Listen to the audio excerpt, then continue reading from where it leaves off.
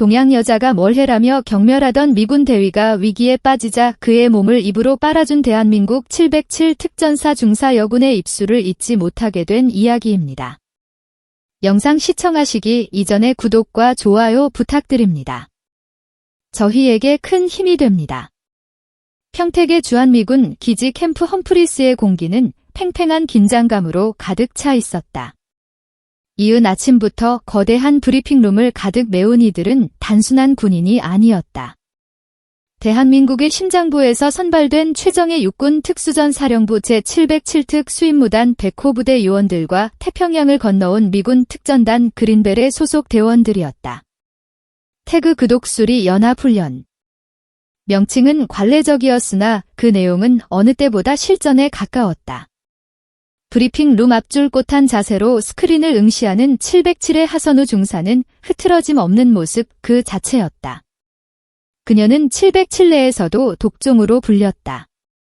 단발머리는 귀 뒤로 깔끔하게 넘겼고 전투복 아래 다부진 체격은 수천 번의 훈련으로 다져진 강철 그 자체였다. 그녀의 눈은 스크린의 지형도를 분석하느라 한치의 흔들림도 없었다. 그때 그녀의 옆자리에 누군가 털썩 앉으며 거친 숨과 함께 특유의 비누 냄새를 풍겼다. 미군 특전단 소속 매튜드 켈러헌 대위였다. 켈러헌 대위는 그린벨의 내에서도 유명 인사였다. 서부 명문가 출신 사관학교를 수석으로 졸업하고 최연소로 특전단에 합류한 엘리트. 햇빛을 받아 눈부시게 빛나는 금발과 조각상 같은 얼굴. 그리고 그에 걸맞은 오만함까지 모든 것을 갖춘 남자였다. 그는 방금 아침 구보를 마친 듯 땀에 살짝 젖은 머리를 거칠게 털며 옆자리에 선우를 흘기 쳐다봤다. 그의 파란 눈동자에 스친 것은 호기심이 아닌 명백한 의구심이었다. 이봐 병사 그가 다소 서툰 그러나 거만한 억양의 한국어로 말을 걸었다. 선우는 스크린에서 눈을 떼지 않은 채 대답했다. 중사입니다. 파선우와 중사 실내 켈러는 전혀 미안하지 않은 표정으로 입꼬리를 올렸다. 듣자 하니 707이 한국의 최정예라던데 이런 작은 인형도 작전에 투입되나? 그의 노골적인 무시 작은이라는 단어에 힘을 실은 발언은 명백한 도발이었다. 그는 동양인 특히 여성 군인에 대한 뿌리 깊은 편견을 숨길 생각이 없어 보였다. 동양 여자가 뭘 하겠어? 그의 눈빛이 그렇게 말하고 있었다. 주변에 미군 몇몇이 킥되는 소리가 들렸다. 한국군 대원들의 표정은 싸늘하게 굳었다. 하선우는 천천히 고개를 돌려 켈러 대위를 정면으로 응시했다. 그녀의 검은 눈동자는 깊고 고요했다. 그 어떤 감정도 읽을 수 없는 그 눈에 오히려 켈러헌이 순간적으로 압도당했다. 인형은 방아를 당기지 못합니다. 대위님. 선우는 켈러헌이 알아들을 수 있도록 완벽하고 유창한 영어로 대답했다. 그녀의 목소리는 낮고 차가웠다. 그리고 인형은 동료의 목숨을 구하지도 못하죠. 이번 훈련에서 증명해 드리겠습니다. 이곳이 소풍인지 지옥인지 켈러헌의 미소가 굳었다. 유창한 영어 실력에도 놀랐지만 그보다 더 놀라운 것은 그녀의 눈빛이었다. 그것은 감정적인 분노가 아니었다. 이미 수백 번의 모의 전투를 끝낸 베테랑의 냉철한 선고에 가까웠다. 그는 짧게 코웃음을 쳤다. 기대하지 중사, 브리핑이 끝나고 대원들은 개인 정비와 추가 훈련을 위해 흩어졌다. 선우는 곧장 실내 사격장으로 향했다. 그녀는 분노를 훈련으로 다스리는 법에 익숙했다. 표적지를 갈아 끼우고 권총을 파지했다. 팡팡팡 연이은 격발음 표적지의 헤드라인 중앙 10점 안에 모든 총알이 정확하게 박혀 하나의 구멍처럼 보였다. 그녀가 탄창을 갈아 끼우는 순간 사격장 입구에 켈러 대위가 팔짱을 낀 채 서 있었다. 사격 실력은 봐줄 만하군. 하지만 실전은 달라. 표적지는 반격하지 않으니까. 대위님이야말로 실전 경험이 풍부하신 모양입니다. 선우가 빈정거림 없이 사실을 확인하듯 물었다. 아프간에서 좀 굴렀지? 당신들처럼 훈련만 하던 게 아니란 말이야. 그래서 그 오만한 태도를 얻으신 겁니까? 전장에서 배운 것이 고작 그것뿐이라면 유감입니다. 선우는 더 이상 대구할 가치도 없다는 듯 마지막 탄창을 비우고 총기를 정비하기 시작했다. 켈러는이 작은 동양인 여자가 사사건 자신을 무시하는 듯한 태도에 불쾌감이 치밀었다. 그는 그녀의 어깨를 거칠게 붙잡아 자신을 보게 돌려 세우려 했다. 그 순간 선우의 몸이 반사적으로 반응했다. 그녀는 켈러헌의 손목을 낚아채는 동시에 몸을 낮췄다. 켈러헌의 힘을 역이용해 그의 팔을 꺾고 무릎으로 그의 복부를 가격하려다 간신히 멈췄다. 켈러는 순식간에 자신의 팔이 꺾이고 중심이 무너진 것을 깨닫고 경악했다. 그가 반응하기도 전에 선우의 차가운 총구가 그의 관자 노리에 닿아 있었다. 물론 빈총이었지만 그 서늘한 감촉은 실전과 다름없었다. 모든 일이 1초 안에 일어났다. 허락 없이 제 몸에 손대지 마십시오. 선우가 총구를 거두며 그를 밀어냈다. 그리고 명심하십시오. 다음엔 표적지가 아닐 겁니다. 켈러는 꺾였던 손목을 주무르며 숨겨지지 않는 방혹감과 분노 그리고 아주 약간의 흥미가 뒤섞인 눈으로 그녀의 뒷모습을 노려보았다. 그는 자신이 방금 인형에게 완벽하게 제압당했다는 사실을 인정할 수 없었다. 그날 오후 최악의 소식이 전해졌다. 1차 생존훈련 파트너 조편성이 발표되었다. 알파팀 매튜 켈러헌 대위 하선우 중사 켈러헌은 명단을 보며 욕설을 내뱉었다. 하선우는 그저 묵묵히 자신의 전투 배낭을 점검할 뿐이었다. 훈련지는 대한민국에서 가장 험준하다는 강원도 인제에 산악지되었다. 강원도 인제의 깊은 산골 헬기로프에서 하강한 두 사람의 전투화가 젖은 낙엽 위로 떨어졌다. 공기부터가 평택기지와는 달랐다. 축하고 날카로우며 원시적인 야생의 냄새가 폐부를 찔렀다. 젠장 10월인데도 이렇게 춥다고. 켈러헌이 툴거리며 최신형 고어텍스 재킷의 지퍼를 끝까지 올렸다. 여긴 강원도입니다. 산악 기후는 예측 불가능합니다. 선우는 배낭을 고쳐 매형도를 펼쳤다. 그들의 임무는 48시간 내에 지도에 표시된 3개의 체크포인트를 통과하고 최종 집결지에 도달하는 것이었다. 모든 전자장비는 사용 금지. 오직 지도와 나침반 그리고 생존 도구뿐이었다. 켈러는 아침에 압수당한 자신의 최신형 위성 항법 장치 GPS 수신기를 떠올리며 인상을 썼다. 좋아. 중사, 내 방식대로 가지. 최단 거리로 주파한다.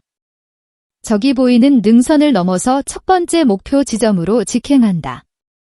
켈러헌이 손가락으로 가파른 산등성이를 가리켰다. 안 됩니다. 선우가 즉각 반대했다. 뭐라고? 지금 내 명령에 불복하는 건가? 명령이 아니라 제한입니다. 대위님. 여긴 팀 훈련이고 전술적 판단은 상호 합의가 원칙입니다. 선우가 침착하게 지도를 가리켰다. 대위님이 가리킨 능선은 경사가 70도에 가깝고 어제 내린 비로 지반이 약해져 있습니다. 안반이 그대로 노출된 구간이라 위험합니다. 2km 정도 우회하더라도 저쪽 계곡을 따라 이동하는 것이 안전하고 빠릅니다. 켈러는 그녀의 합리적인 분석을 노골적으로 무시했다. 그에게는 이 훈련이 자신의 우월함을 증명할 기회였고 특히 하선우라는 인형의 코를 납작하게 만들 기회였다. 시간 낭비야. 중사, 그건 겁쟁이들이나 택하는 루트지. 저 능선을 넘으면 3시간은 단축할 수 있어. 이 정도 안벽은 사관학교에서도 밥 먹듯이 탔다고. 날 못 믿겠다면 그냥 뒤에서 따라오기나 해. 그는 선우의 대답을 기다리지도 않고 가파른 비탈길로 발을 내디뎠다. 선우는 낮게 한숨을 내쉬었다. 그녀는 707에서 성견이라는 별명으로 불렸다. 위험을 감지하는 능력이 동물적이었기 때문이다. 그리고 지금 그녀의 모든 감각이 저 능선은 죽음이라고 경고하고 있었다. 대위님, 최소한 안전 로프라도 필요 없어. 켈러헌은 성큼 앞서 나갔다. 선우는 어쩔 수 없이 그의 뒤를 따랐다. 그녀는 만일의 사태에 대비해 배낭 옆에 고정된 등반 로프의 매듭을 다시 한번 확인했다.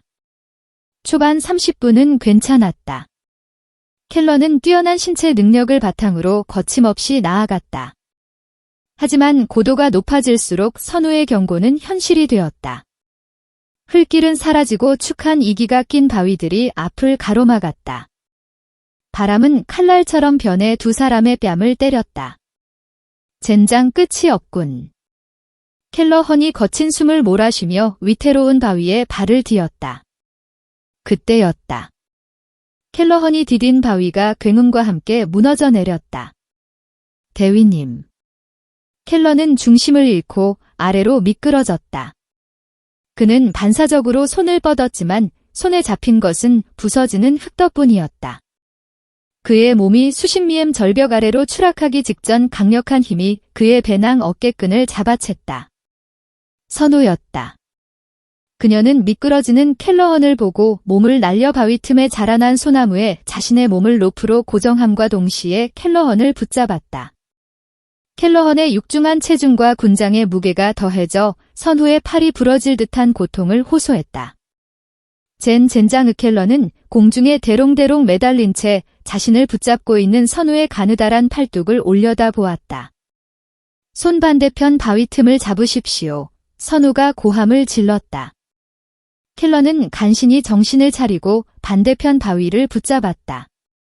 선우는 그가 발 디딜 곳을 찾을 때까지 이를 악물고 버텼다. 켈러헌이 간신히 안전한 곳으로 몸을 끌어올리고 나서야 선우도 로프를 풀고 그의 곁으로 이동했다. 두 사람의 숨소리만이 절벽을 울렸다. 켈러는 방금 자신이 죽을 뻔했다는 사실, 그리고 자신을 구한 것이 그토록 무시했던 하선우라는 사실에 아무 말도 할 수 없었다. 고맙습니까? 부상당한 곳은 선우는 그의 말을 자르며 켈러헌의 몸 상태를 체크했다. 괜찮아. 팔이 좀 쓸렸군. 켈러헌이 투명스럽게 대답했다.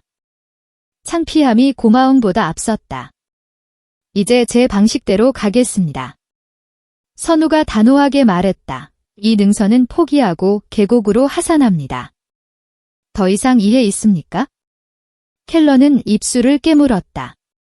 그는 반박할 수 없었다. 그는 자신의 오만이 자신뿐만 아니라 파트너까지 죽음으로 몰고 갈 뻔했다는 것을 인정해야 했다. 그는 묵묵히 고개를 끄덕였다. 두 사람은 왔던 길을 조심스럽게 되돌아 내려갔다.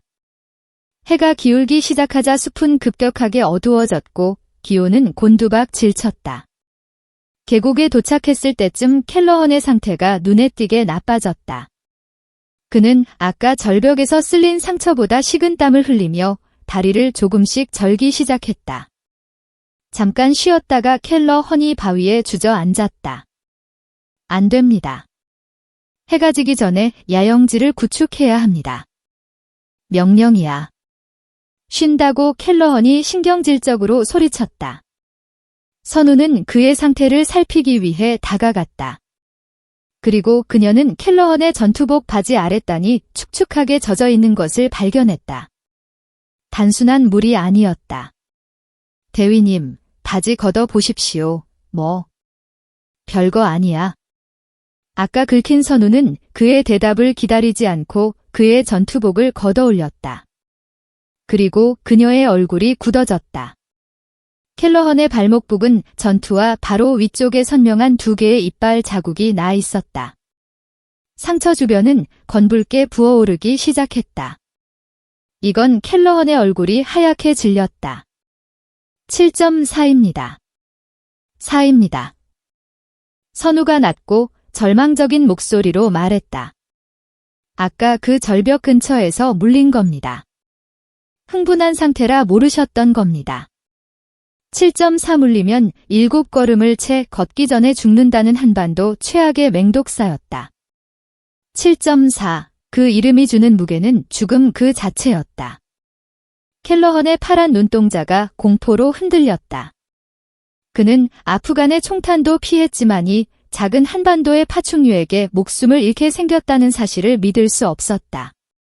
젠장 무전기 당장 본부에 연락해 헬기를 불러 소용없습니다. 선우의 목소리는 얼음장처럼 차가웠다. 여긴 계곡이라 신호가 잡히지 않습니다. 설령 잡힌다 해도 이 험준한 지형에 야간 헬기가 착륙하려면 최소 1시간 아니 그 이상 걸립니다. 그럼 난 죽는 건가? 독은 이미 퍼지기 시작했다. 켈러는 현기증을 느끼며 바위에 쓰러지듯 기댔다. 호흡이 가빠지고 시야가 흐려졌다. 하선우는 망설이지 않았다. 그녀는 즉시 전투 배낭을 풀었다. 그녀의 움직임에는 공포나 당황 따윈 없었다. 오직 수천 번 반복 훈련으로 몸에 새겨진 완벽한 응급처치 절차만이 존재했다.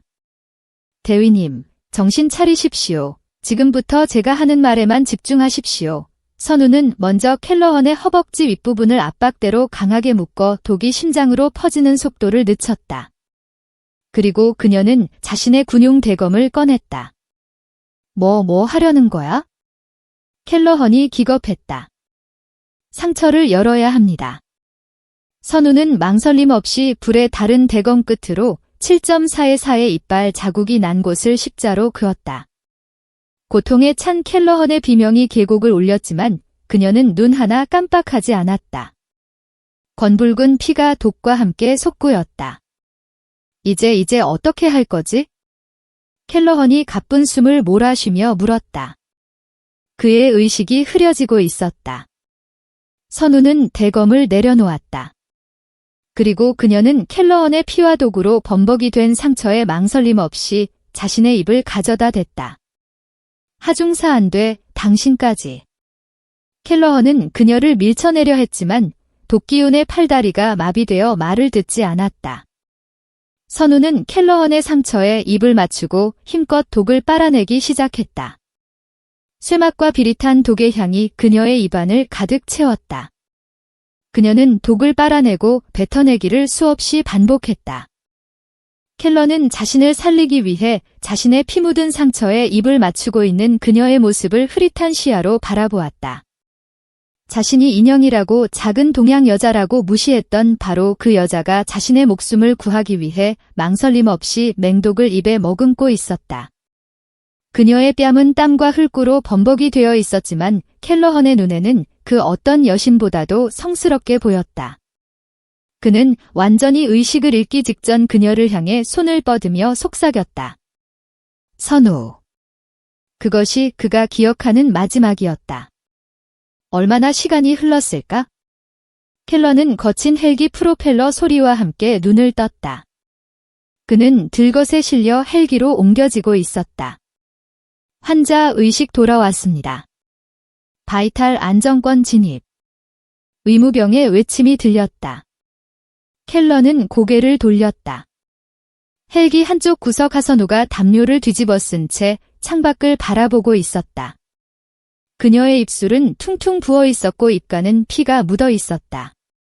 선우는 켈러헌과 눈이 마주치자 그저 묵묵히 고개를 끄덕였다.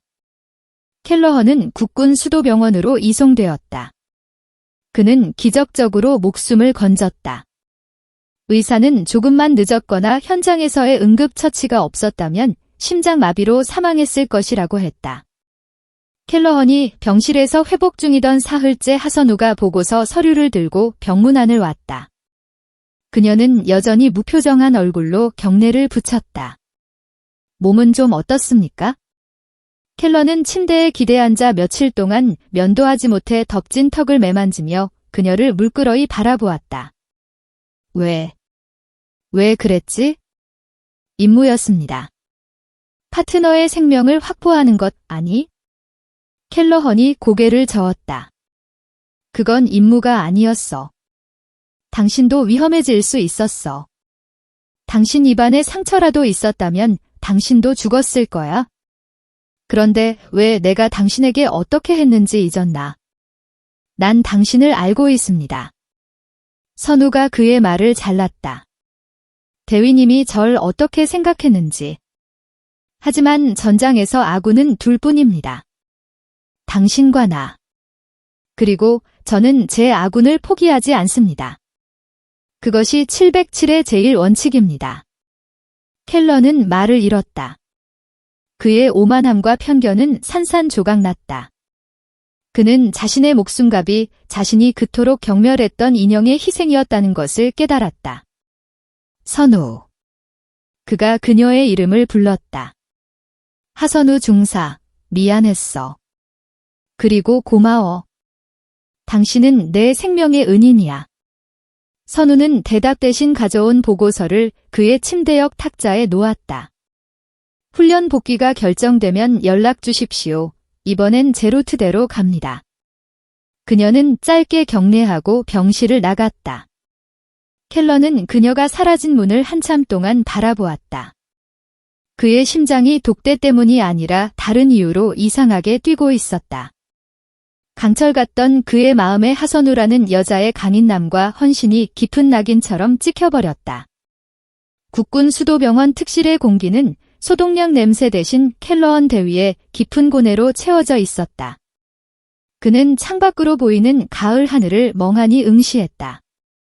그의 왼쪽 종아리에는 7.4의 4의 이빨 자국이 흉터로 아물어갔지만 그보다 더 깊은 흔적은 그의 자존심과 심장에 남았다.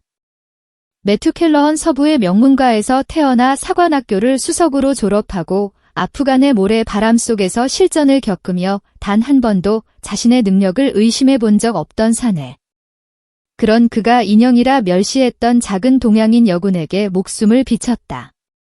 그것도 가장 굴욕적이고 가장 원초적인 방식으로 그녀가 자신의 피와 독을 빨아내던 순간의 감촉. 고통과 공포 속에서 흐릿하게 보였던 그녀의 단호한 눈빛. 그것은 켈러헌의 머릿속에서 떠나지 않는 잔상이었다. 그것은 단순한 감사를 넘어선 이해할 수 없는 혼란이었다. 그가 퇴원하던 날 캠프 험프리스의 그린벨의 숙소는 술렁이었다. 이밤에드 그 타이거 레이디한테 제대로 물렸다며 종아리가 아니라 심장을 물린 거 아니야? 동료들의 짓궂은 농담에 켈러는 대꾸하지 않았다. 평소에 그러면 넉살 좋게 받아치거나 더 심한 농담으로 응수했겠지만 지금은 그럴 기분이 아니었다. 하선우라는 이름은 그에게 성역처럼 느껴졌다. 그의 팀원인 마이크 상사는 켈러헌의 심각한 표정을 읽고 어깨를 툭 쳤다. 대위님 괜찮으십니까? 듣자 하니 707의 그 여군 보통이 아니라던데. 사령부에서도 전설적인 존재라고 합니다. 전설 켈러는 그 말을 곱씹었다. 그는 그 전설의 실체를 피부로 경험했다. 훈련은 두 사람을 기다려주지 않았다. 복귀 다음 날 근접 전투 CQC 훈련 일정이 잡혔다. 707과 그린베레가 2인 1조로 팀을 이루어 테러범들에게 점거된 건물 내부 의인지를 구출하는 시나리오였다. 교관이 조편성을 발표했다. 알파팀 켈러헌 대위 하선우 중사훈련장 전체가 순간 정지했다. 모든 시선이 두 사람에게 쏠렸다. 미군들은 휘파람을 불었고 707 대원들은 굳은 표정으로 하중사를 바라봤다. 교관은 억누른 미소를 지으며 말했다. 두 사람의 특별한 팀워크를 다시 한번 기대하지. 켈러헌의 얼굴이 굳었다. 이것은 명백한 시험이었다. 그 뱀 사건 이후 두 사람의 관계가 어떻게 변했는지 혹은 어떻게 망가졌는지 확인하려는 사령부의 의도였다. 하선우는 여전히 무표정했다. 그녀는 K1 소총의 모의 훈련용 탄창을 결합하며 기계적으로 장비를 점검할 뿐이었다. 그녀의 눈은 오직 임무에만 고정되어 있었다. 선우 아니 하중사 켈러헌이 어색하게 입을 열었다. 명령 대기 중입니다. 내가 선두에 서겠다. 넌 뒤에서 어호해. 그의 목소리에는 이전의 오만함 대신 어색한 배려가 묻어났다. 그는 그녀를 지켜야 한다는 이상한 의무감에 사로잡혀 있었다. 그녀가 자신을 위해 독을 빨아들였던 그 순간부터 그녀를 위험에 노출시켜서는 안 된다는 강박이 생겨버렸다. 선우가 고개를 들었다. 전술적 판단입니까? 아니면 개인적인 감정입니까? 그냥 내 지시대로 해. 난 당신에게 빚을 졌어. 빚은 임무가 끝난 뒤에 갚으십시오. 지금은 훈련입니다. 선우의 목소리는 칼 같았다. 대위님은 저보다 체격이 큽니다. 선두에 서면 표적이 되기 쉽습니다. 제가 선두에서 정찰하고 대위님은 후방에서 화력 지원을 맡는 것이 정석입니다. 안 돼, 위험한 일은 내가? 두 사람의 신경전이 격해지던 순간 훈련 개시 신호탄이 터졌다. 탕 젠장 간다. 켈러는 선우의 말을 무시하고 육중한 몸을 먼저 문으로 밀어넣었다. 알파팀 진입모의 건물 내부는 어둡고 복잡했다. 복도를 돌자마자 첫 번째 대항군. 테러범 역할이 총구를 내밀었다. 켈러는 즉각 반응해 그를 제압했다. 하지만 그가 대항군을 처리하는데 집중한 나머지 측면의 작은 방을 놓쳤다. 측면 선우가 외쳤지만 늦었다. 방에서 튀어나온 두 번째 대항군이 켈러헌을 향해 총을 겨눴다. 켈러헌은 자신의 실수를 깨닫고 방어 자세를 취했지만 이미 사선에 노출된 상태였다. 그 순간 켈러헌의 등 뒤에 그림자처럼 붙어있던 하선우가 믿을 수 없는 속도로 움직였다. 그녀는 켈러헌의 어깨를 발판 삼아 공중으로 솟구쳤다. 공중에서 몸을 비틀어 켈러헌의 머리 위로 넘어가는 동시에 대항군을 향해 두 발의 모이탄을 정확히 박아 넣었다. 더블 탭 완벽한 명중이었다. 켈러는 자신을 방패막이처럼 이용하고 심지어 머리 위로 날아다닌 그녀의 움직임에 넋을 잃었다. 이것은 훈련 교범에 나오는 동작이 아니었다. 이것은 오직 생존을 위해 모든 것을 체화한 자만이 보여줄 수 있는 야생의 움직임이었다. 선우는 착지하자마자 다음 복도로 총구를 겨눴다.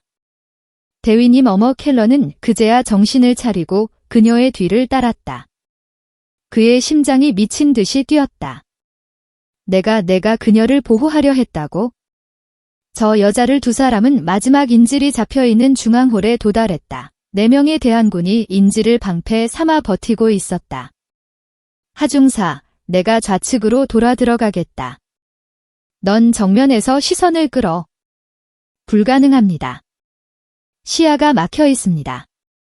선우는 홀의 구조를 1초 만에 스캔했다. 그녀는 켈러헌을 쳐다봤다. 대위님 3초 드립니다. 저기 2층 난간으로 올라가 주십시오. 뭐 저길 어떻대? 제가 올려드리겠습니다. 3초 뒤 제가 신호를 보내면 저격수를 먼저 처리하십시오. 나머진 제가 맡습니다. 켈러헌은 반문할 시간도 없었다. 선우는 켈러헌의 군장을 잡고 그를 들어 올릴 준비를 했다. 하나 둘, 켈러헌이 그녀의 어깨를 밟았다. 셋, 선우는 엄청난 근력으로 100kg에 육박하는 켈러헌의 몸을 2층 난간으로 밀어 올렸다. 켈러헌은 간신히 난간을 잡고 몸을 끌어올렸다. 그가 2층 저격수를 조준하는 것과 동시에 선우는 섬광탄을 홀 중앙으로 던져 넣었다. 쾅 엄청난 섬광과 폭금 대항군들의 시야가 마비된 찰나. 2층에서 켈러헌의 총성이 울렸고 동시에 1층의 선우가 홀로 뛰어들었다. 그녀는 짐승이었다. 선우는 인질범들의 총구 방향을 예측하며 인간의 반응 속도를 넘어서는 움직임으로 적들을 쓰러뜨렸다. 그녀의 움직임은 추밀라기보다는 사륙에 가까운 효율적인 동선이었다. 마지막 대항군이 인질이 목에 칼을 대는 순간 선우는 총을 버리고 대검을 뽑아들었다. 그녀는 대항군의 팔을 꺾고 목덜미를 제압하는데 0.5초도 쓰지 않았다. 상황 종료. 훈련이 끝났음을 알리는 버저가 울렸다. 홀레는 켈러헌의 거친 숨소리와 선우의 조용한 호흡소리만이 남았다. 모니터링 룸에서의 모든 것을 지켜보던 707과 그린벨의 대원들 그리고 교관들은 침묵에 빠졌다. 켈러는 2층 난간에 걸터앉아 홀 중앙에 서 있는 작은 거인 하선우를 내려다 보았다. 그는 깨달았다. 자신이 빚진 것은 목숨만이 아니었다. 군인으로서의 자존심, 특수부대원으로서의 긍지. 그 모든 것이 그녀 앞에서 재정이 되고 있었다. 훈련장 밖으로 나온 켈러는 장비를 정비하는 선우에게 다가갔다. 하중사, 대위님. 다음 훈련부터 내가 당신의 어무조가 되겠다. 선우가 의아한 눈으로 그를 바라봤다. 당신의 방식대로 해, 난 당신의 뒤를 따르겠다. 켈러는 자신의 최정의 그린벨의 흉장을 바라보며 쓴웃음을 지었다. 난 오늘부로 다시 훈련병이 되기로 했다. 당신에게서 이것은 항복 선언이자 한 남자가 한 여자에게 바칠 수 있는 최고의 존경이었다. 그리고 켈러 자신도 모르는 그보다 더 깊은 감정의 시작이었다. 선우는 대답 대신 묵묵히 자신의 소총을 닭을 뿐이었다. 하지만 그녀의 귓바퀴는 미세하게 붉어져 있었다. 인제에서의 생존 훈련과 캠프 험프리스의 근접 전투 훈련이 힘과 기술의 영역이었다면 다음 훈련은 감각과 인내의 영역이었다. 훈련장은 거대 도시 서울 그 자체였다. 그림자 작전 한미연합 사령부의 지휘 아래 707과 그린벨에는 서울 한복판에 잠입한 가상의 적대국 정보요원을 추적하고 그들이 테러를 모의하는 아지트를 색출하는 임무를 받았다. 이번 훈련의 핵심은 완벽한 은닉이었다. 민간인들 사이에 섞여 누구에게도 발각되지 않고 임무를 완수해야 했다. 다시 한번 하선우와 매튜 켈러헌이 한조가 되었다. 하지만 이번에는 분위기가 완전히 달랐다. 켈러는 입을 굳게 다물고 선우의 모든 지시를 기다렸다. 그들은 서울 용산역 광장 수많은 인파 속에서 임무를 시작했다. 두 사람은 군복 대신 평범한 등산객 복장을 하고 있었다. 선우는 검은색 바람막이에 모자를 깊게 눌렀었고 켈러는 어설픈 관광객처럼 보이도록 배낭을 메고 카메라를 목에 걸었다. 사기 식별 3시 방향 붉은색 배낭. 선우가 입술을 거의 움직이지 않고 귀에 꽂힌 초소형 무선 통신기에 속삭였다. 켈러는 카메라를 드는 척하며 렌즈줌을 당겨 타깃 교관 중 한 명의 얼굴을 확인했다.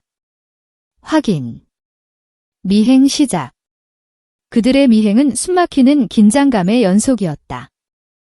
타깃은 일부러 인파가 가장 붐비는 지하철 2호선에 탑승했다. 퇴근 시간 지옥철이라 불리는 그곳에서 두 사람은 타깃을 놓치지 않기 위해 안간힘을 썼다. 젠장 사람이 너무 많아. 켈러 헌이 인파에 밀려 선우와 떨어지자 낮은 비명을 질렀다. 그 순간 선우가 인파를 뚫고 그의 손목을 낚아챘다. 놓치지 마, 그녀의 작고 단단한 손이. 그의 손목을 잡는 순간 켈러는 심장이 멎는 듯한 전율을 느꼈다. 그것은 7.4의 사해독보다 더 강렬하게 그의 온몸으로 퍼져나갔다. 그는 그녀의 손을 뿌리치는 대신 오히려 그녀의 손을 더 굳게 잡았다. 두 사람은 신도리에서 내린 타깃을 따라 복잡하게 얽힌 골목길로 접어들었다. 타깃은 물레동의 오래된 철공소 거리로 사라졌다. 잠복 지점을 찾아야 해. 선우가 주변을 살폈다. 철공소 맞은편 문을 닫은 3층짜리 상가 건물이 보였다. 저기다. 두 사람은 어둠을 틈타 건물 옥상으로 잠입했다. 낡은 물탱크 뒤에 몸을 숨기고 철공소 입구를 감시하기 시작했다.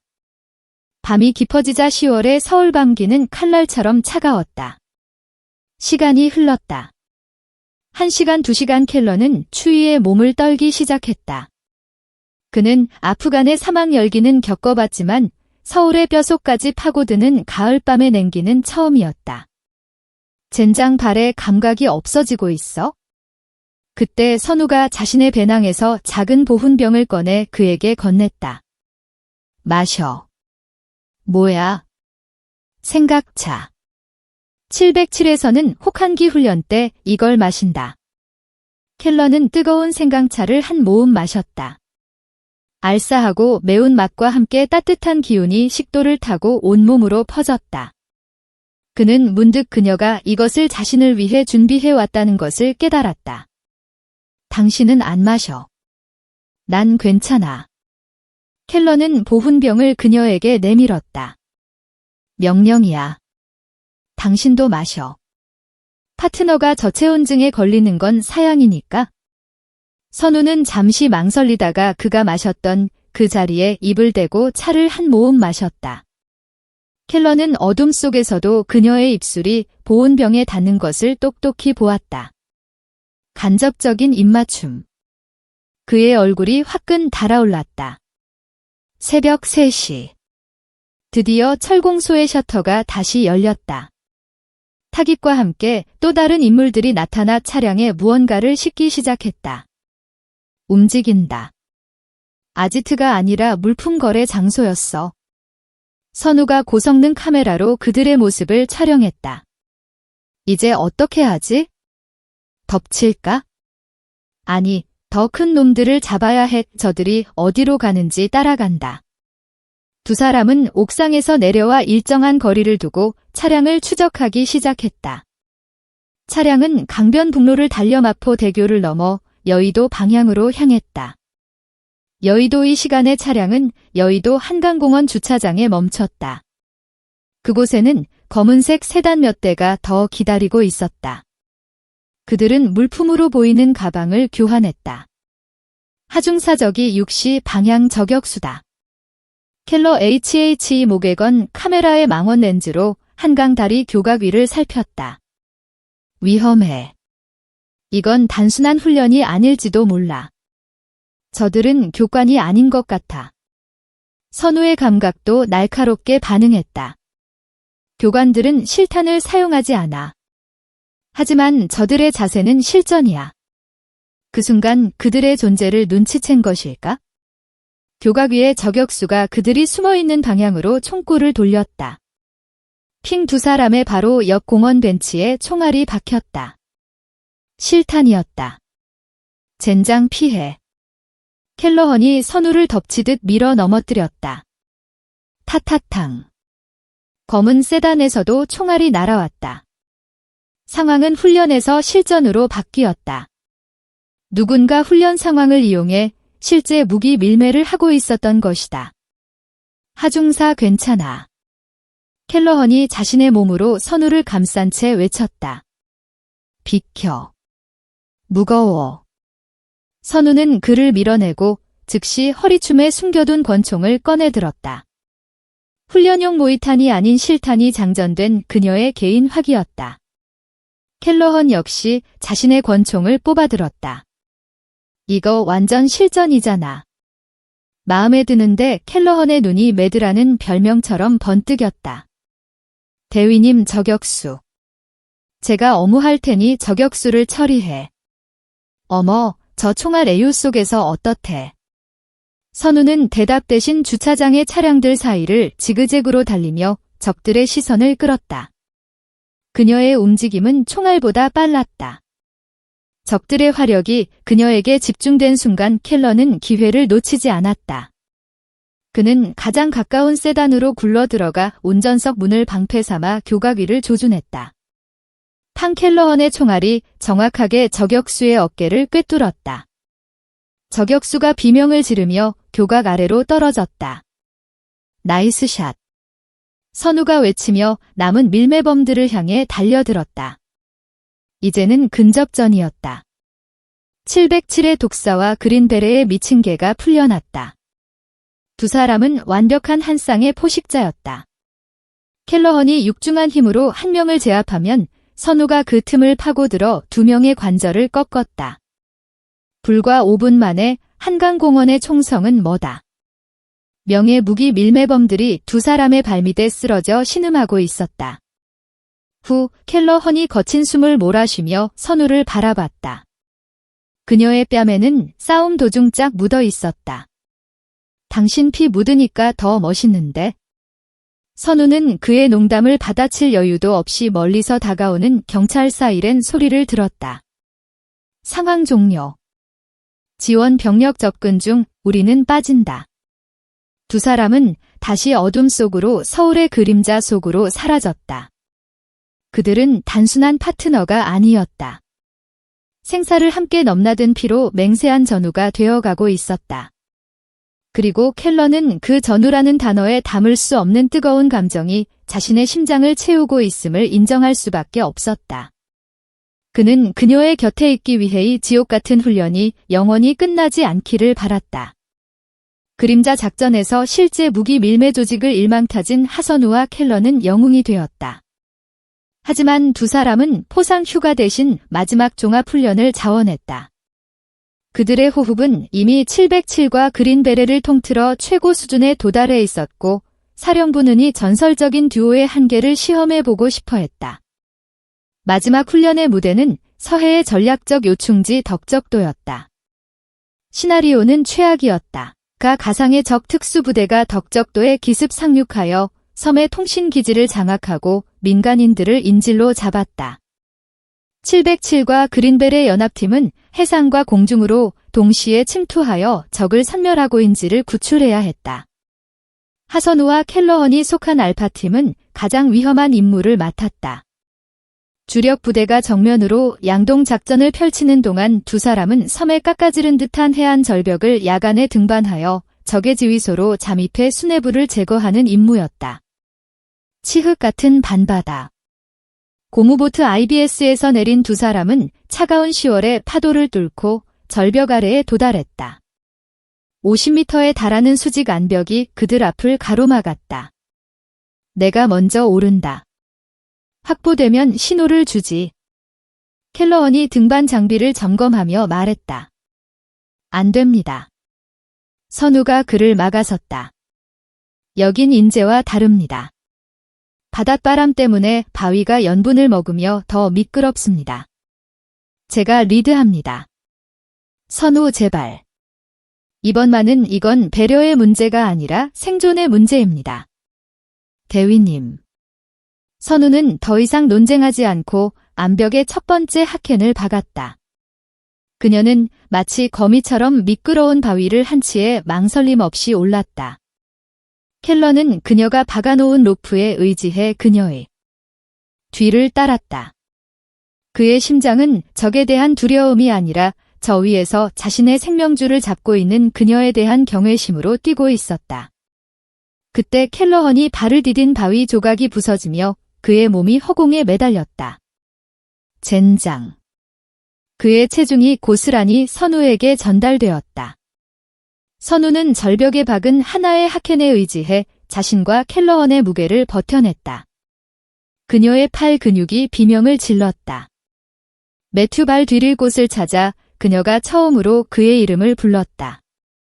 켈러는 그녀의 절박한 목소리에 정신을 차리고 간신히 바위 틈에 전투화를 고정시켰다. 괜찮아. 대위님이야말로. 제발 살 좀 빼십시오. 어둠 속에서 들려오는 선우의 짓궂은 농담에 켈러는 긴장이 풀리며 웃음을 터뜨렸다. 알았어. 알았다고. 돌아가면 당장 다이어트 하지. 두 사람은 기적적으로 절벽을 올랐다. 그러나 그들을 기다린 것은 훈련 시나리오에 없던 진짜 폭풍이었다. 기상예보다 훨씬 빠르고 강력하게 발달한 태풍이 덕적도를 덮치기 시작했다. 젠장. 사령부 여기는 알파 기상 악화 훈련 중지를 요청한다. 켈러헌이 무전기에 외쳤지만 치지직거리는 소음만 들릴 뿐이었다. 통신 두절입니다. 폭풍 때문에 전파 방해가 일어난 겁니다. 선우가 비바람 속에서 소리쳤다. 순식간에 하늘이 찢어진 듯 비가 쏟아졌고 바람은 두 사람의 몸을 날려버릴 듯 몰아쳤다. 기온이 급격히 떨어졌다. 일단 비를 피해야 해. 이대로는 저체온증으로 죽는다. 두 사람은 근처에서 작은 동굴을 발견하고 간신히 몸을 밀어넣었다. 동굴은 두 사람이 겨우 몸을 웅크릴 수 있을 정도로 비좁았다. 밖에서는 나무가 부러지고 바위가 구르는 소리가 천둥처럼 울렸다.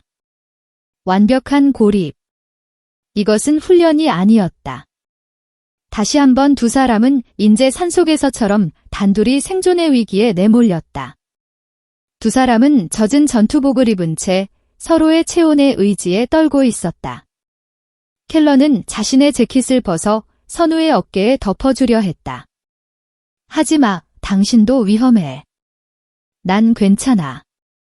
당신보다 지방이 많으니까. 켈러헌이 아까의 농담을 받아쳤다.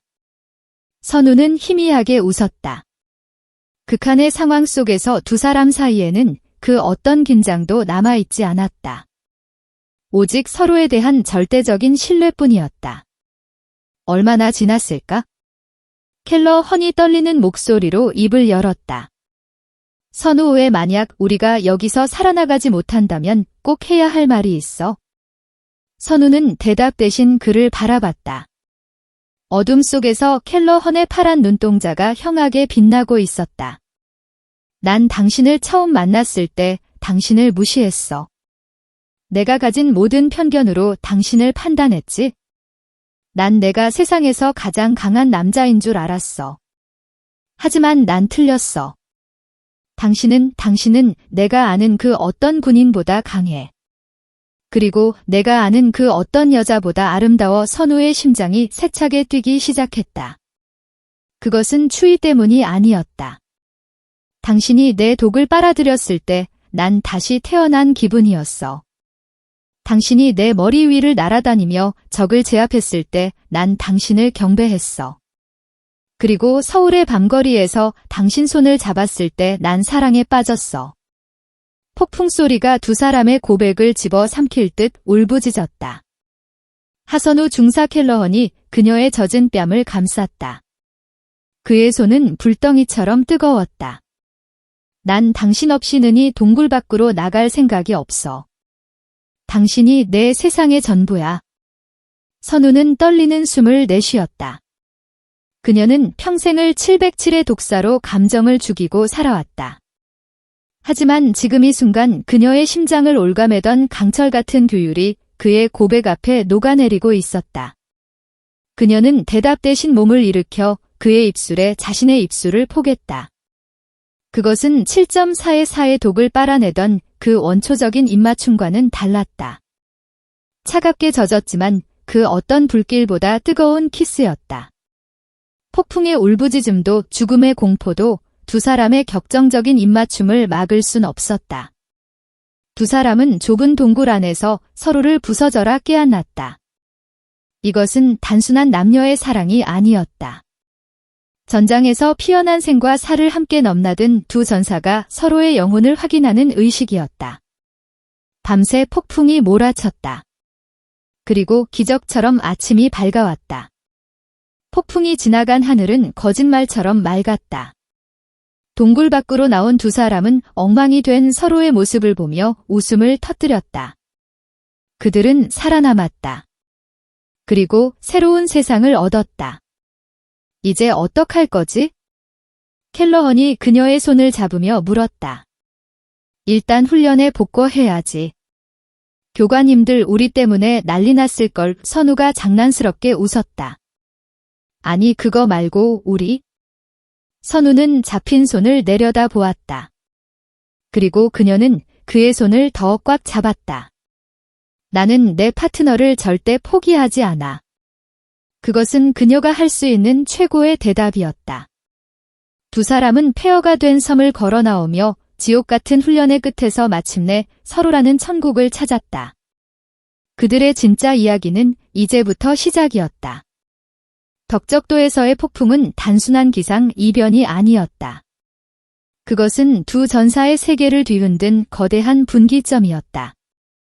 훈련 종료 신호와 함께 구조 헬기가 섬에 도착했을 때 707과 그린벨의 대원들은 지옥도에서 살아 돌아온 두 사람의 모습을 잊을 수 없었다. 켈러는 어깨에 총을 맨 채 헬기의 강풍을 막아서며 선우에게 손을 내밀었다. 선우는 그 손을 망설임 없이 잡았다. 그들의 손은 흙과 상처로 얼룩져 있었지만 그 어떤 연인의 손길보다 견고하게 맞물려 있었다. 그들의 눈빛을 본 사령부의 누구도 두 사람 사이에 일어난 일을 굳이 묻지 않았다. 그것은 폭풍 우치는 동굴 속에서 맺어진 말로 설명할 수 없는 전우회이자 그 이상의 것이었다. 캠프 험프리스로 복귀한 후 기묘한 평화가 찾아왔다. 소문은 빛의 속도보다 빨랐다. 대한민국 최강의 독사 하선우 중사가 오만하기 짝이 없던 그린베레에 미친 게 매튜 켈러헌 대위를 구하고 그와 함께 폭풍 속에서 살아남았다는 이야기는 양국 특수부대원들의 최고 안주거리였다. 하지만 그들의 관계가 단순한 가십을 넘어섰다는 것을 깨닫는 데는 오랜 시간이 걸리지 않았다. 켈러는 변했다. 그의 눈에 서여있던 경멸과 오만은 사라지고 오직 한 사람을 향한 깊은 존경과 불타는 열망만이 남았다. 그는 훈련장을 벗어나면 하선우의 그림자처럼 그녀를 쫓았다. 707 숙소 앞에서 그녀를 기다렸고 식당에서 그녀의 맞은편에 앉았으며 연병장을 도는 그녀의 옆에서 말없이 함께 달렸다. 707 대원들은이 기한 광경을 믿을 수 없다는 듯 바라봤다. 저 금발의 미군 대위가 그들의 얼음 여왕 하중사에게 푹 빠져버렸다는 사실을. 하중사, 저 양반 저거 할 겁니까? 선우의 후임이 턱짓으로 켈러헌을 가리키며 물었다. 훈련의 연장선이다. 선우는 땀을 닦으며 무심하게 대답했지만 그녀의 귀끝은 붉게 물들어 있었다. 그날 저녁 켈러헌은 선우를 기집박 평택의 한적한 저수지로 불러냈다. 노이 수면을 황금비드로 물들이고 있었다. 선우. 이, 대위님. 아직 그녀의 호칭은 군대식이었다. 그 호칭 이젠 지겹군. 켈러헌이 쓰음을 지었다. 그는 주머니에서 작은 상자를 꺼냈다. 선우의 눈이 흔들렸다. 설마 그녀가 생각한 그런 반짝이는 보석이가 아니길 바랐다. 난 평범한 남자가 아니야? 당신도 평범한 여자가 아니고 그래서 평범한 걸 줄 수는 없어. 그가 상자를 열었다. 그 안에는 다이아몬드 반지 대신 특수 합금으로 제작된 2개의 인식표근 번줄가 들어있었다. 하나는 미우군 양식이었고 다른 하나는 대한민국 육군 양식이었다. 내 인식표야. 그가 미육군 양식의 인식표를 꺼내 보였다. 전장에서 내가 죽으면 내 동료들은 이걸 챙겨가겠지. 내 신원과 내가 믿는 가치를. 그는 선우의 손을 잡고 그 위에 인식표를 올려놓았다. 난 당신에게 내 목숨을 비쳤어. 아니, 당신은 내 목숨 그 자체가 됐어. 그러니 당신이 이걸 가져야 해. 그리고 그는 한국 육군 양식의 빈 인식표를 들었다. 여기에 당신의 이름 옆에 내 이름을 새겨 넣는 것을 허락해 줘에 당신의 전우로서, 당신의 파트너로서, 그리고 당신의 남편으로서. 이것은 켈러헌이 할 수 있는 가장 진심 어린, 가장 군인다운 청혼이었다. 그는 무릎을 꿇는 대신 자신의 모든 것을 상징하는 군번줄을 그녀에게 바쳤다. 선우는 말이 없었다. 그녀는 차가운 금속의 감촉을 느끼며 자신을 위해 독을 빨아들였던 자신을 구하기 위해 폭풍 속에서 떨었더니 남자를 바라보았다. 그녀는 조용히 고개를 끄덕였다. 두 사람의 결혼 결정은 양국 군대에 엄청난 파장을 일으켰다. 미국군 특전단 대위와 대한민국 707 특임단 중사의 결혼. 전례 없는 일이었다. 서류 작업은 복잡했고 상부의 시선은 곱지 않았다. 더 큰 산은 가족이었다. 켈러헌은 선우와 함께 미국 서부의 데저택으로 향했다. 그의 아버지 조나단 켈러헌은 월스트리트를 주무르는 거물이었고 그의 가문은 몇 대에 걸쳐 미국의 주류를 형성해온 명문가였다. 응접실에 앉은 조나단은 선우를 위아래로 훑어보며 싸늘하게 말했다. 내가 죽을 고비를 넘겼다는 말은 들었다. 그리고 이 하중사가 널 구했다는 것도 생명의 은인에게 보답하는 것은 당연하지만 결혼 그의 어머니는 부채질을 하며 속삭였다. 오간 매추 저렇게 잡고 아시아 개인 그것도 사병이라니 너와는 격이 맞지 않아. 켈러헌의 얼굴이 분노로 일그러졌다. 그가 입을 열기 전 선우가 먼저 나섰다. 그녀는 완벽한 귀족적인 억양의 영어로 입을 열었다. 그녀가 707의 최정예 요원일 뿐만 아니라 외교관이었던 아버지를 따라 해외에서 교육받은 수재라는 사실을 켈러헌 가문은 몰랐다. 아버님 어머님 매튜가 저와 격이 맞지 않는다는 말씀은 동의합니다. 모두의 시선이 그녀에게 쏠렸다. 저는 제 목숨을 걸고 동료를 구하도록 훈련받았습니다. 저는 제 나라를 지키기 위해 적의 심장에 뛰어듭니다. 저는 명예를 목숨보다 중시합니다. 하지만 두 분이 말씀하시는 격이 은행 잔고나 피부색을 의미하는 것이라면 유감스럽게도 그런 격은 매튜에서도 저에게서도 찾아볼 수 없을 겁니다. 그녀는 조나단의 눈을 똑바로 바라보았다. 저는 매튜 재산을 보고 결혼하는 것이 아닙니다.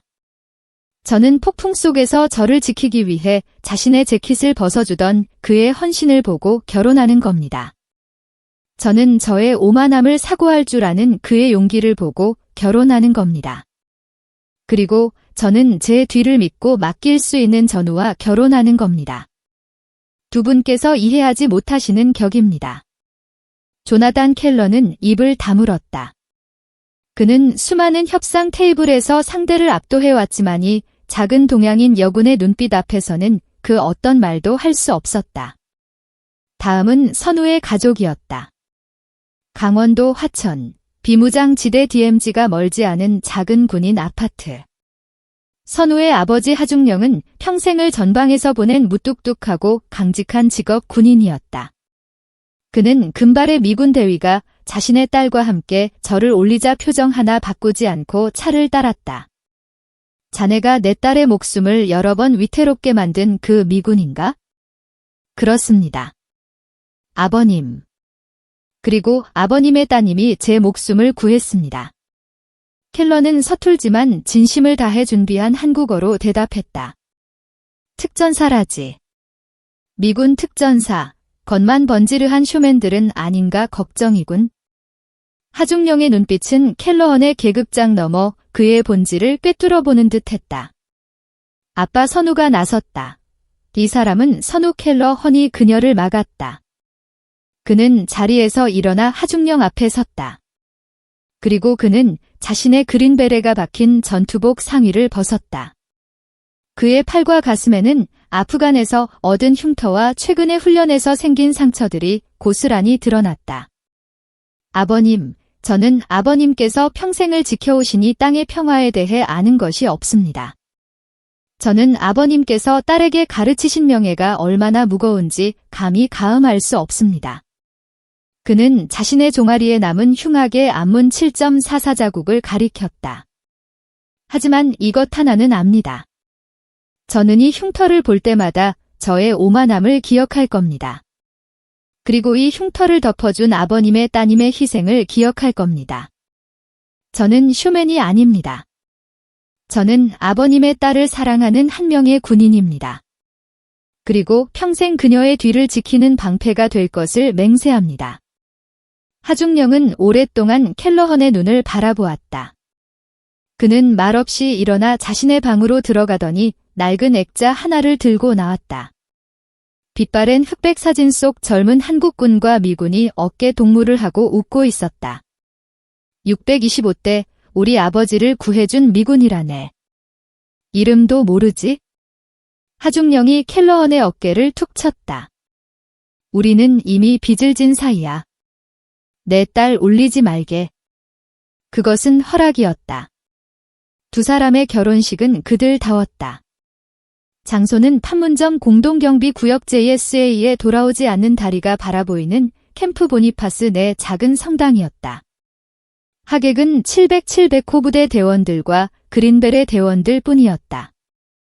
신부 하선우는 순백의 웨딩드레스 대신 70 특임단의 검은색 정복을 입었다. 신랑 매튜 켈러헌 역시 미군 정복을 입었다. 줄에는 한미연합 사령관이 맡았다. 이 두 용사는 피로 맺어진 동맹의 살아있는 상징이다. 이들은 전장에서 서로의 목숨을 구했고 이제 평생 서로의 삶을 지키기로 맹더했다. 신랑 신부 입맞춤. 켈러헌이 선후의 베일 대신 그녀의 검은 베레모를 살짝 들어 올렸다. 그리고 그는 강철과 실크가 만나는 지점 그녀의 입술에 키스했다. 성당 밖으로 양국 군인들의 우렁찬 함성이 울려 퍼졌다. 그것은 두 개의 부대, 두 개의 나라가 하나 되는 순간이었다. 결혼은 끝이 아니라 새로운 전장의 시작이었다. 하선우 중사와 매튜 켈러헌 대위의 신혼생활은 캠프 험프리스의 관사에서 시작되었다. 그들의 거실은 기묘한 조화를 이루었다. 한쪽 벽에는 켈러헌 가문의 골동품 그림이 걸려 있었고 다른 쪽 벽에는 선우가 직접 만든 한국의 산악 지도가 펼쳐져 있었다.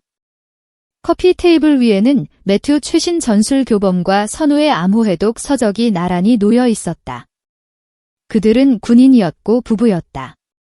아침에는 함께 연병장을 달렸고 낮에는 각자의 부대에서 임무를 수행했으며 저녁에는 서로의 상처를 치료해 주었다.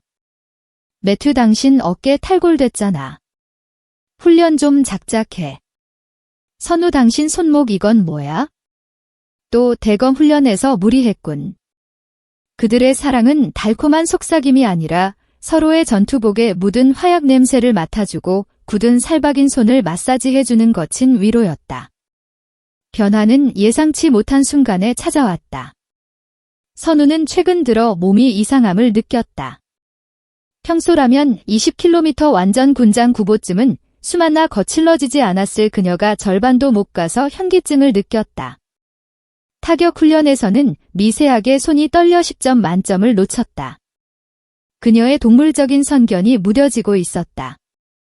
하중사, 요새 무슨 일 있나? 집중력이 떨어져 보여. 707 부대장의 질책에 그녀는 고개를 숙였다. 그녀는 의무실을 찾았다. 그리고 청천벽력 같은 진단을 받았다. 축하합니다. 하중사님. 임신 8주입니다. 선우의 머릿속이 하얗게 변했다. 기쁨, 감동 아니었다. 그것은 거대한 공포였다. 그녀의 정체성은 군인이었다. 그녀의 몸은 조국을 지키는 무기였다. 그런데 그 무기 안에 자신과는 전혀 다른 생명체가 자라나고 있었다. 그녀는 당장 내일부터 모든 실전 훈련에서 제외된다. 그녀는 행정반으로 발령날 것이다. 그녀는 더 이상 독사가 아니라 보호 대상이 되는 것이다. 이것은 그녀에게 사형 선고나 다름없었다. 그날 밤 그녀는 켈러헌에게 임신 테스트기를 말없이 건넸다. 켈러헌은 2주를 확인하는데 10초가 걸렸다. 그리고 그는 포효했다. 세상에 오가선 후 우리가 아이를 가졌어. 그는 거구의 몸으로 선우를 번쩍 들어올려 껴안고 빙빙 돌았다. 그는 사관학교 수석 졸업 때도 아프간에서 훈장을 받을 때도 그렇게 기뻐한 적이 없었다. 매튜 내려놔. 어지러워. 조심해야지. 우리 아기 내 아들 아니 딸인가? 당신을 닮은 딸이면 젠장 707 특임단 하나가 더 태어나는 거잖아. 그는 너무나 행복해했다. 하지만 선우는 웃을 수 없었다. 그녀는 켈러헌의 품에 안겨 자신의 배를 만졌다. 이곳에 둥지가 생겼다. 독사의 둥지가 그녀의 군 생활은 격변했다. 선우는 707 행정반에서 서류 작업과 정보 분석을 맡게 되었다. 그녀는 K-워너 소총 대신 펜을 잡았고 전투복 대신 조금 더 편한 군복을 입었다. 아침마다 헛구역질이 올라왔고 몸은 무거워졌다. 동료들은 그녀를 배려했지만 그 배려가 그녀를 더욱 비참하게 만들었다. 반면 켈러는 아빠가 된다는 사실에 완전히 매료되었다. 그는 서툰 한국어로 육아 서적을 읽었고 관사의 아기 침대를 조립했으며 매일 밤 선우의 배에 귀를 대고 아이에게 말을 걸었다. 헤이 주니어 아빠 목소리 들려? 오늘은 아빠가 아주 나쁜 놈들을 잡았다고. 너도 엄마처럼 강하게 태어나야 해. 이 평화로운 일상. 선우는 이 행복이 어색하면서도 한편으로는 두려웠다. 너무 행복해서 무언가 끔찍한 일이 닥칠 것만 같았다. 그리고 그 예감은 틀리지 않았다. 선우가 맡은 정보 분석 임무는 그림자 작전의 후속 작업이었다. 그들이 서울 한복판에서 소탕했던 무기 밀매 조직 그 배후에 거대한 세력이 있다는 것이 밝혀졌다. 그들은 단순한 밀상이 아니라 전 세계의 분쟁 지역에 무기를 공급하고 테러를 조장하는 국제범죄 신디케이트 반람의 까마귀였다. 선우는 무뎌진 몸 대신 더욱 날카로워진 머리를 사용했다. 그녀는 수백 개의 위성사진과 감청 자료를 분석하며 발람의 까마귀가 한미연합사령부의 차세대 작전 통제 시스템을 노리고 있음을 알아냈다. 매튜 이상해. 배가 제법 불러온 선우가 밤늦게 퇴근한 켈러헌에게 분석 자료를 내밀었다. 뭐가 얘들 발람의 까마귀 말이야. 얘들 패턴이 너무 일정해. 마치 일부러 단서를 흘리는 것 같아. 우리가 이 서버를 추적하게끔 유도하고 있어? 함정이라는 건가? 그래. 진짜 목표는 이게 아니야? 다른 무언가를 감추기 위한 연막이야. 선우의 선견이 다시 꿈틀거렸다. 그녀는 밤을 새워 자료를 뒤졌다. 그리고 마침내 찾아냈다. 발람의 까마귀의 진짜 목표는 서버가 아니었다. 인적자원. 그들은 시스템을 훔치는 대신 시스템을 운용하는 사람을 납치하려 했다. 그리고 그 타겟 리스트 최상단의 707과 그린베레의 전설적인 듀오이자 연합작전의 핵심 브레인으로 떠오른 두 사람의 이름이 있었다. 1순위 매튜 켈러헌 대위, 2순위 하선우 중사. 현재 임신 중 보호 등급 하향 접근용이. 선우의 피가 차갑게 식었다. 적들은 그녀가 임신했다는 사실 그리고 그로 인해 그녀가 가장 약한 상태라는 것까지 파악하고 있었다. 매튜 당장 사령부의 그 순간이었다. 황 관사의 현관문이 폭발과 함께 날아갔다. 선우 엎드려 켈러는 반사적으로 선우를 감싸 안고 테이블 밑으로 굴렀다. 검은 전투복을 입은 괴한들이 깨진 창문과 문으로 쏟아져 들어왔다. 그들은 발람의 까마귀 소속의 용병들이었다. 그들은 훈련용 모이탄이 아닌 실탄을 난사했다. 타깃 확보. 여자는 살려둬라. 둥지로 가져간다. 그들의 리더가 소리쳤다. 그들은 켈러헌을 제압하는 동시에 임신한 선우를 납치할 계획이었다.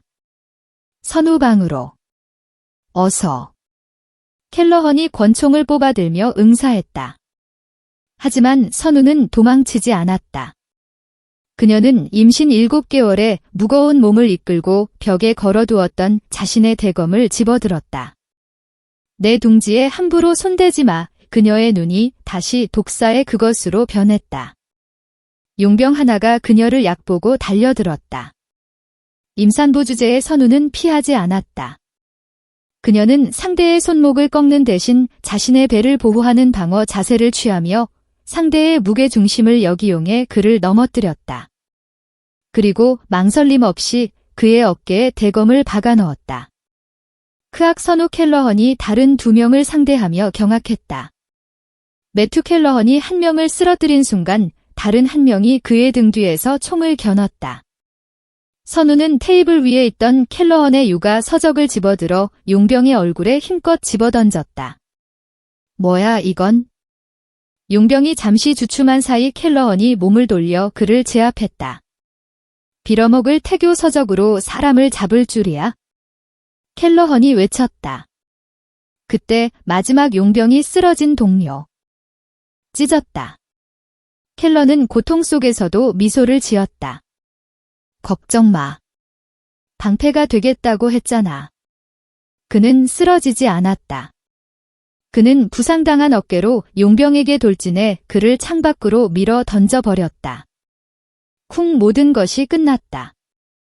관사는 전쟁터처럼 변했다. 사이렌 소리가 멀리서 울려 퍼졌다. 켈러는 피를 흘리며 주저앉았고 선우는 무거운 몸을 이끌고 그에게 기어갔다. 매튜 정신 차려. 당신 죽으면 안 돼. 당신이 애 이름 지어준다고 했잖아. 그녀의 눈에서 뜨거운 눈물이 쏟아졌다. 그녀는 자신의 나약함이 아니라 그를 잃을지도 모른다는 공포에 울부짖었다. 켈러는 피 묻은 손으로 그녀의 배를 쓰다듬었다. 선우, 우리 아기 괜찮아. 괜찮으니까 눈 뜨고 있어? 제발. 선우는 거친 숨을 몰아쉬며 자신의 배에서 느껴지는 강렬한 태동을 느꼈다. 뱃속의 아이도의 모든 싸움을 알고 있다는 듯이 그녀는 깨달았다. 이 둥지는 그녀의 약점이 아니었다. 그녀가 지켜야 할 그녀의 가장 강력한 이유였다. 캠프 험프리스는 발칵 뒤집혔다. 현역 미군 대위와 707 중사가 그것도 임신한 상태로 기진의 관사에서 테러리스트들의 습격을 받아 교전을 벌였다는 사실은 전대미문이 사건이었다.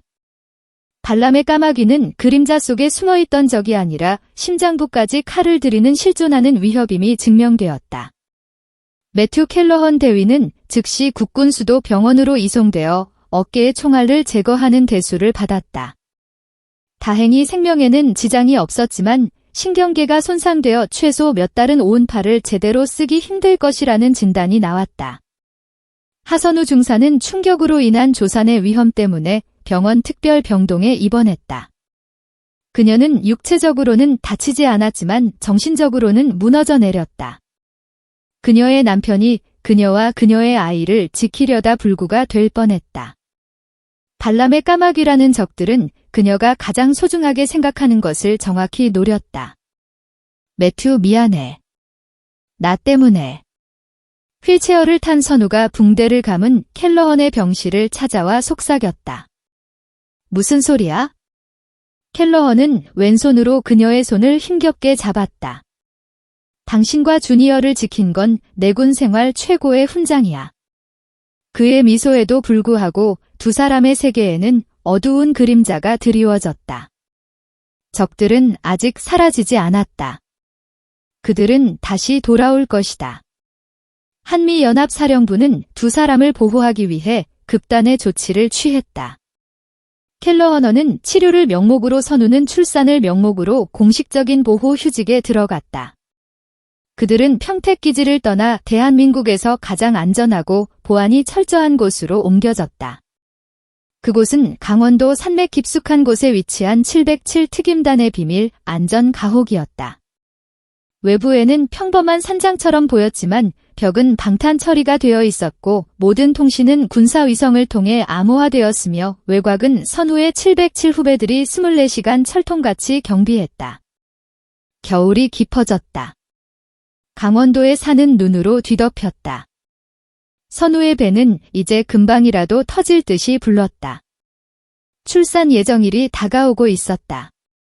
켈러는 왼손만으로도 능숙하게 아기 기저귀 가는 법을 연습했고 선우는 무거운 몸으로도 매일 정신 집중 훈련과 암호해독 훈련을 놓지 않았다. 그들은 평범한 예비 부모가 아니었다. 그들은 여전히 전쟁터 한가운데 있었다. 매튜 불안해.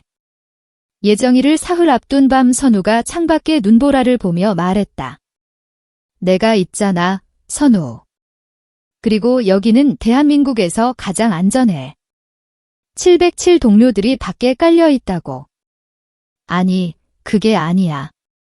발람의 까마귀가 너무 조용해. 관사 습격 이후 그들의 흔적은 완벽하게 사라졌다. 마치 처음부터 존재하지 않았던 것처럼 선후의 선견이 경고했다. 이것은 폭풍전의 고요함이었다. 그들은 우리가 가장 방심할 때, 가장 약할 때를 노릴 거야. 우리가 가장 약할 때 켈러헌이 되물었다. 바로 그 순간 선우가 복부를 움켜쥐며 신음했다. 매추 왜 그래? 설마 진통이야. 시작됐어. 켈러헌의 얼굴이 하얘졌다. 하필이면 사상 최악의 폭이 강원도를 덮친 이 밤의 젠장. 당장 의무팀에 켈러헌이 위성 전화기를 집어들었을 때 전화기는 이미 먹통이었다. 통신 두절. 모니터의 위성 신호가 재밍 전파 방해 상태임을 알리고 있었다. 이럴 수가. 선우가 옳았다. 적들은 기다리고 있었다. 그녀가 아이를 낳는 가장 무력해지는 이 순간을. 안전가옥의 철문이 열리는 소리가 났다. 경비를 서던 707 후배들의 비명이나 총성은 들리지 않았다. 그들은 이미 당한 것이다. 어둠 속에서 발소리가 복도를 울렸다. 하중사 역시 당신의 감은 뛰어나군. 어둠 속에서 걸어나온 자는 발람의 까마귀의 수장이자 수배 명단 최상위에 있던 이안이었다. 그는 관사 습격의 지휘자였다. 그는 707의 경비망을 뚫고 유령처럼 그들 앞에 나타났다. 내 놈 어떻해? 켈러헌이 왼손으로 권총을 꺼내 겨눴다. 그 무거운 몸으로 그 외팔이 남편으로 뭘 할 수 있지? 이안이 조소했다. 그의 뒤로 중무장한 용병들이 모습을 드러냈다. 선우는 출산의 고통으로 바닥에 주저앉았다. 식은땀이 비오듯 흘렀다. 매튜가 숨을 헐떡이며 말했다. 나 신경 쓰지 마 애싸워. 미친 소리 마, 내가 당신을 두고 어떻대? 이안이 손을 들었다. 목표는 아이다. 산모와 대위는 생포한다. 우리의 새로운 거래에 아주 유용한 인질이 될 거야. 용병들이 두 사람을 향해 다가왔다. 켈러는 왼손으로 총을 쏘며 저항했지만 수정 열쇠는 명확했다. 그의 왼쪽 어깨에도 파편이 튀었다. 절체절명의 순간 선우는 고통 속에서 벽난로 옆에 세워져 있던 것을 보았다. 켈러헌이 재활 훈련을 위해 사용하던 미군 표준 규격의 의족이었다. 켈러헌의 동료가 부상 후 사용하던 것을 물려준 것이었다. 그녀가 비명을 질렀다. 지금이야. 7번, 7번은 두 사람이 근접 전투 훈련 때 만들었던 암호였다. 예상치 못한 무기를 사용한 기습. 켈러는 그녀의 의도를 즉시 파악했다. 지옥에서 보자. 이게 자식들아. 켈러는 총을 버리고 용병들에게 항복하는 척 두 손 왼손과 붕대를 감은 오른손을 들었다.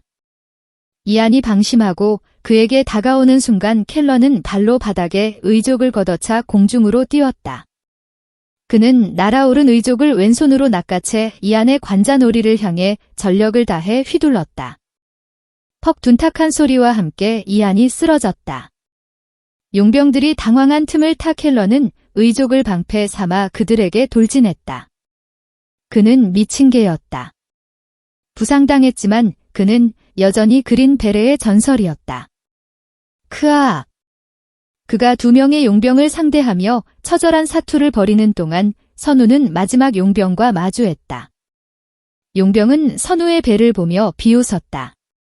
이제 끝남. 선우는 출산의 고통을 전투의 함성으로 승화시켰다. 그녀는 바닥을 기어 이안이 떨어뜨린 대검을 집어들었다. 그리고 용병의 발목을 향해 정확하게 칼을 던졌다.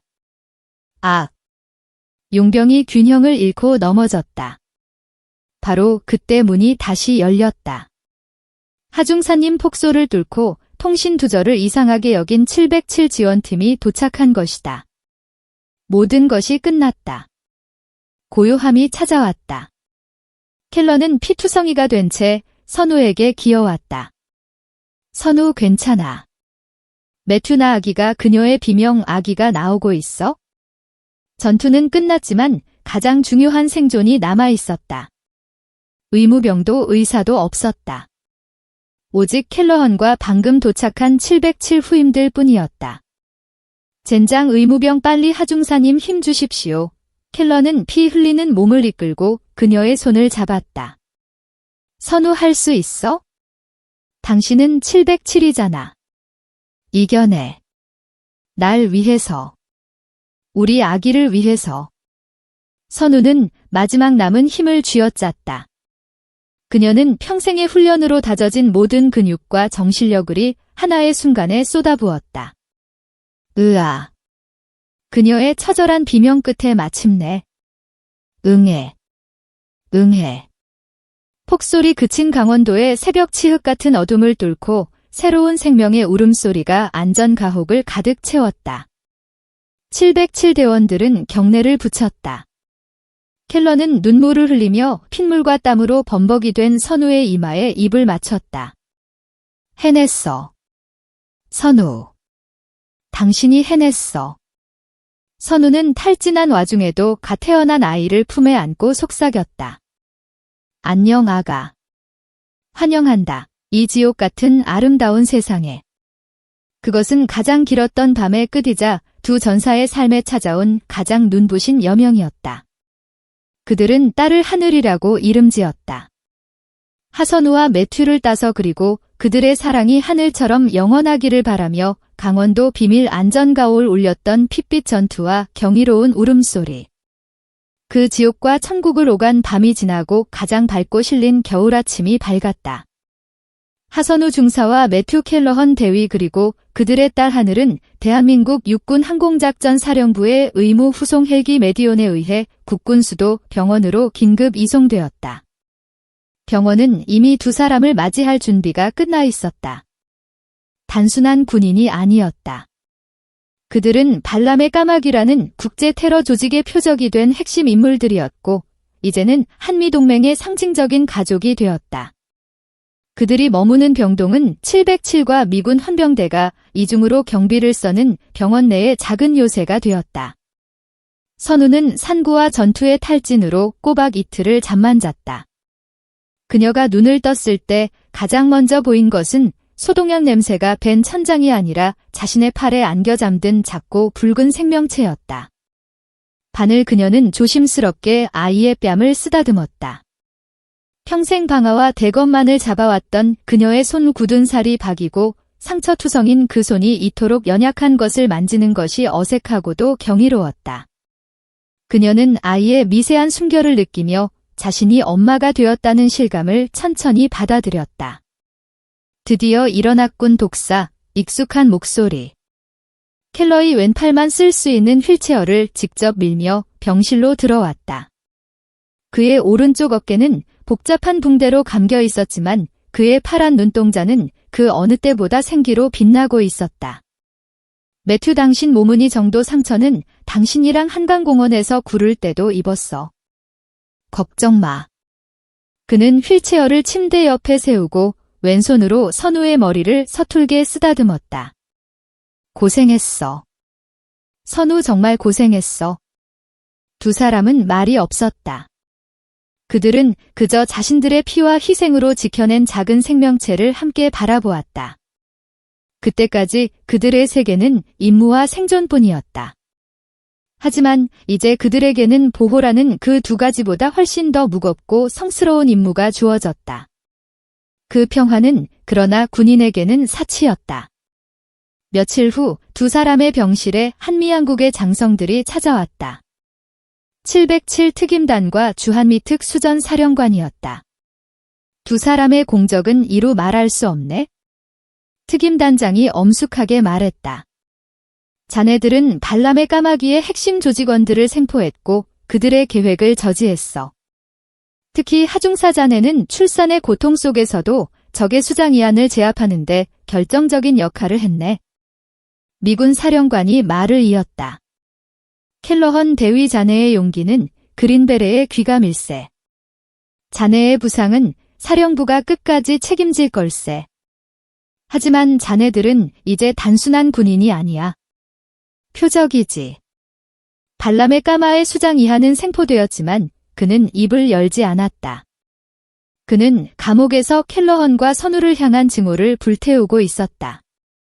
그리고 조직의 잔당들은 여전히 활동 중이었다. 두 사람의 군복무는 재고되어야 하네. 특임 단장의 말은 무거웠다. 특히 하중사 자네는 이제 어머니야. 전장으로 복귀하는 건 불가능하다는 말씀이십니까? 선우가 아이를 고쳐 안으며 차갑게 물었다. 현실적으로 그렇네. 자네의 몸은 예전 같지 않을 거야.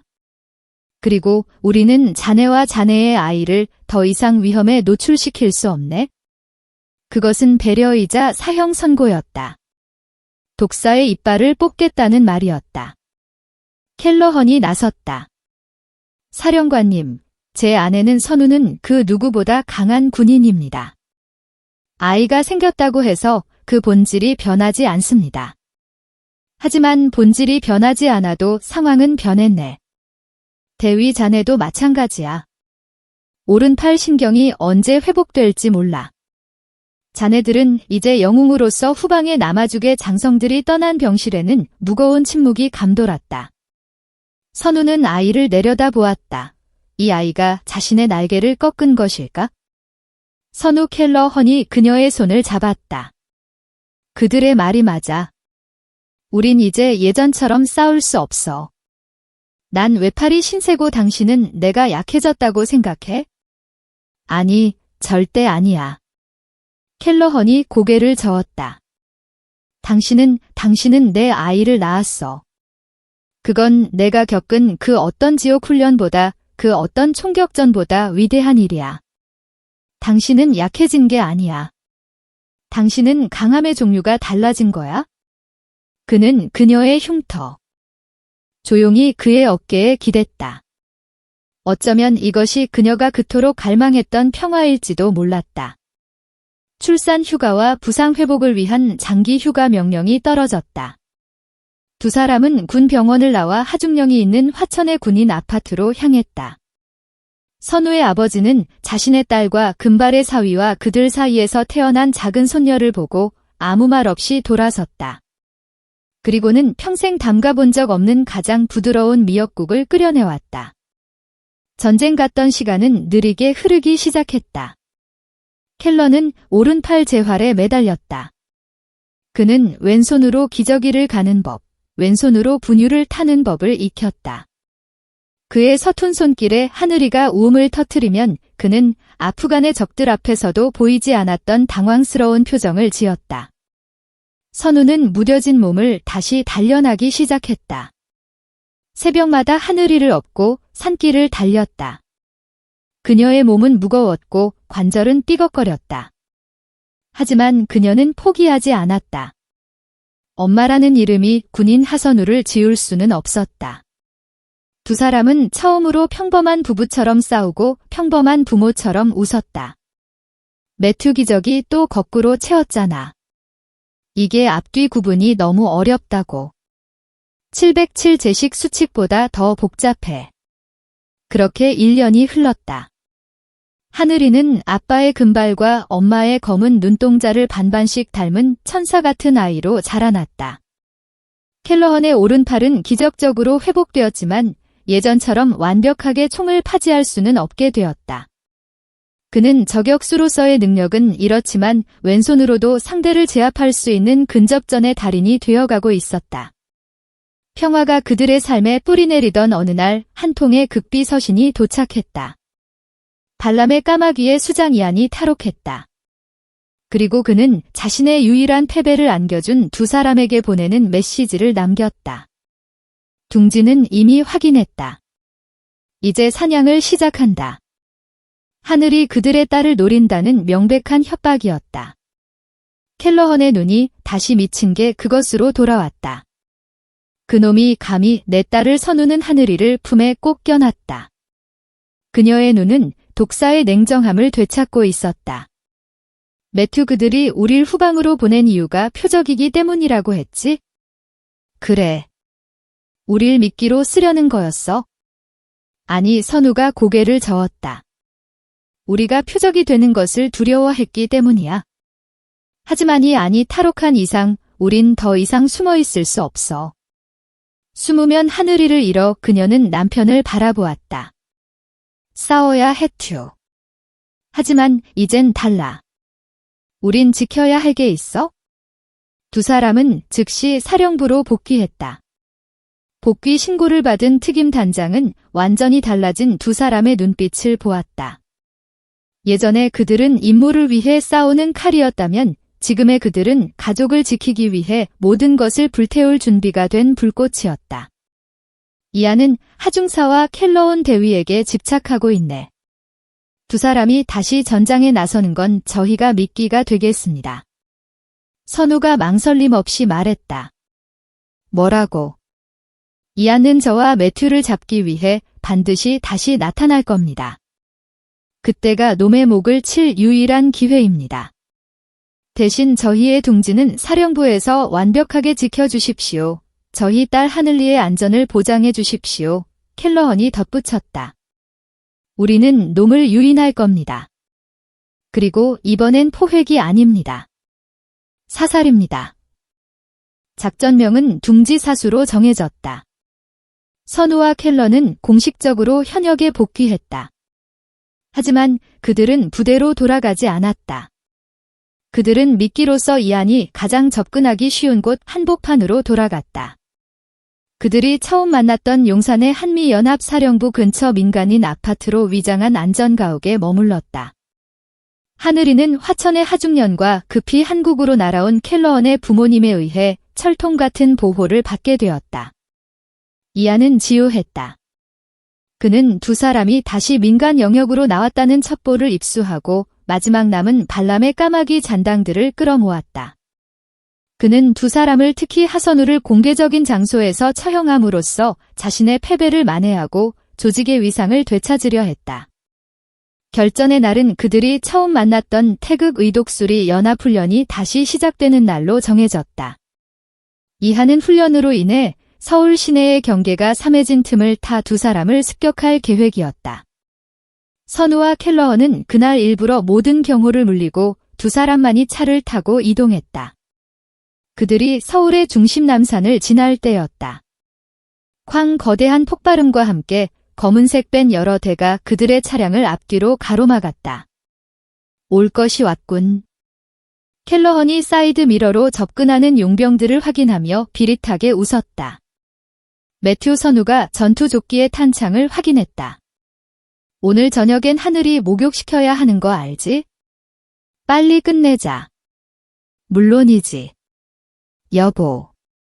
두 사람은 차문을 박차고 나갔다. 이것은 훈련이 아니었다. 이것은 그들의 마지막 실전이었다. 이는 수십 명의 용병을 이끌고 나타났다. 드디어 만나는 군 독사, 그리고 반쪽짜리 영웅. 이안. 선우가 총구를 겨눴다. 내 딸의 이름을 내 더러운 입에 올린 것을 후회하게 해주지. 전투가 시작되었다. 남산 한복판에서 두 사람의 특수부대원 대 수십 명의 테러리스트라는 불가능한 싸움이 벌어졌다. 하지만 이안이 모르는 것이 있었다. 켈러는 오른팔을 잃었지만 왼팔의 완력과 의족을 무기로 사용하는 변칙적인 근접전의 대가가 되어 있었다. 그는 더 이상 정석적인 군인이 아니었다. 그는 가족을 지키는 미친개 그 자체였다. 그는 용병들 사이를 파고들며 그들의 대열을 무너뜨렸다. 그리고 하선호 그녀는 독사였다. 하지만 이제 그녀는 어이 독사였다. 그녀는 출산 후 힘은 떨어졌을지 몰라도 성견이라 불리던 그녀의 감각과 전술라는 극도로 날카로워져 있었다. 그녀는 더 이상 무모하게 돌진하지 않았다. 그녀는 켈러헌이 시선을 끄는 동안 가장 효율적인 저격 지점을 찾아 적의 지휘관들을 하나씩 제거했다. 이럴 리가 없어. 이는 이하는 자신의 정예 용병들이 단 두 사람에게 무너지는 것을 보고 경악했다. 그때 남산의 모든 퇴로가 막혔다. 707 진입 그린벨의 측면 어호 선우와 켈러는 미끼였을 뿐 진짜 사냥은 지금부터였다. 두 사람이 버티는 동안 한미연합 특수부대가 이안의 잔당을 완벽하게 포위했다. 하선우.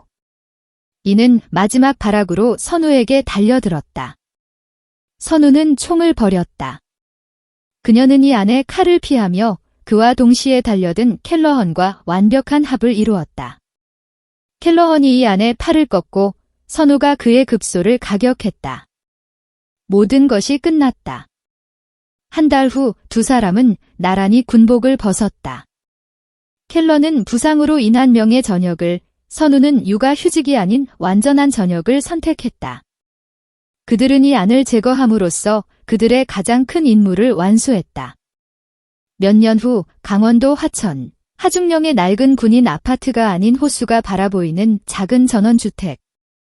켈러헌 가문의 지원과 두 사람의 퇴직금으로 마련한 그들의 진짜 둥지였다. 하늘 뛰지 마, 아빠가 못 따라가. 왼손으로 프라이팬.